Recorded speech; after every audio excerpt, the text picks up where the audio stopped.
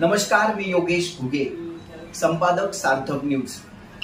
आज बरोबर सार्थक न्यूज चालू होऊन 1 वर्ष पूर्ण झालं आहे। त्या निमित्ताने आपल्या दर्शकांसाठी सार्थक न्यूज बद्दल थोडंसं बोलावं असं मनात आलं आणि आपल्या पुढे मांडत आहे। 1 वर्षापूर्वी सार्थक न्यूज हे सातपूर विभागातील बातम्या दाखवण्यासाठी आम्ही हे चॅनल सुरू केलं होतं। 1 वर्षामध्ये सार्थक न्यूजने अनेक चांगल्या घडामोडी दर्शकांना दाखविल्या, अनेक चांगल्या प्रतिक्रिया आल्या। काही व्हिडिओ तब्बल 40,000 पर्यंत गेले होते।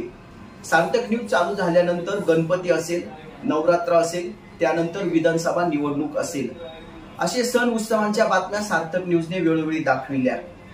विधानसभेमध्ये सार्थक न्यूजने अनेक बातम्या ह्या चांगल्या दाखविल्या होत्या।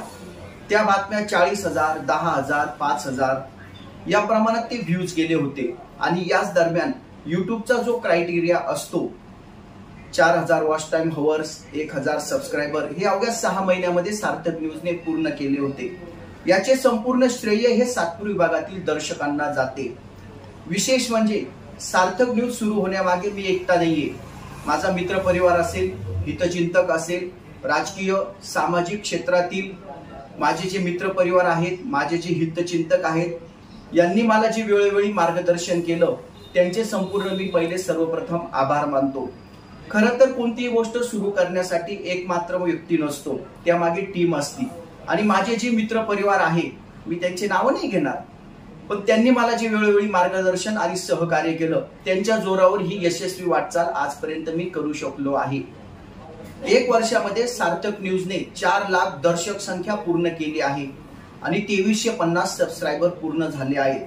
खऱ्या अर्थाने अनेक लोक बोलतात की युट्यूबवर हे शक्य नाही, मात्र तुमच्या सर्वांच्या सहकार्याने सार्थक न्यूजने हा यशस्वी टप्पा पूर्ण केला आहे। आणि आज खऱ्या अर्थाने खूप आनंद होतोय। सातपूरमध्ये ज्या चॅनलची गरज होती, ते चॅनल सार्थक न्यूजच्या माध्यमातून जनतेसमोर आलं। 1 वर्षामध्ये चांगल्या बातम्या दाखवण्याचा सार्थक न्यूजने वेळोवेळी प्रयत्न केला। सार्थक न्यूजने कधीच कुणाला त्रास नाही दिला, मात्र काळानुसार बदलावं लागतं। विधानसभा निवडणूक आपण पाहिली असेल, त्यानंतर आता येणारी ही नाशिक महापालिका निवडणूक असणार आहे। मात्र इथं बदल करावे लागतील। जी बातमी दाखवायची गरज आहे ती दाखवण्यात येणार आहे। मात्र दर्शकांसाठी, नागरिकांसाठी, न्यूज चॅनलसाठी काही मोठ्या घटना असतील, काही बातम्या असतील, त्या दाखवाव्याच लागतील, जेणेकरून चॅनलची एक प्रतिष्ठा असते आणि ती टिकवणं फार गरजेचे असतं। त्यासाठी येणाऱ्या नाशिक महापालिका निवडणुकीमध्ये संपूर्ण नवीन टीम असणार आहे माझ्या बरोबर, आणि पूर्ण नवीन टीम एकत्रित येऊन आम्ही हे काम करणार आहे।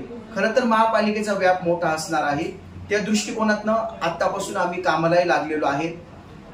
सार्थक न्यूज हे जरी मी समोर दिसत असेल, तरी माझ्या मागे जी टीम आहे त्यांचं सर्वप्रथम मी खूप खूप अभिनंदन करेल, का ते वेळोवेळी मला मार्गदर्शन करतात। 1 वर्षामध्ये सार्थक न्यूजने अनेक चांगल्या बातम्या दाखविल्या, यापुढेही चांगल्या बातम्या दाखविण्यात येणार आहे। तुम्हाला जर काही सार्थक न्यूज बद्दल सूचना द्यायच्या असतील तर वैयक्तिक माझ्याशी संपर्क साधा। पुन्हा एकदा मी तुम्हाला एकच सांगतो, सार्थक न्यूजला ज्या मित्र परिवाराने, हितचिंतकाने, जवळच्या नातेवाईकांनी मला जे सहकार्य केलं, त्यांचं पुन्हा एकदा मी खूप खूप आभारी आहे।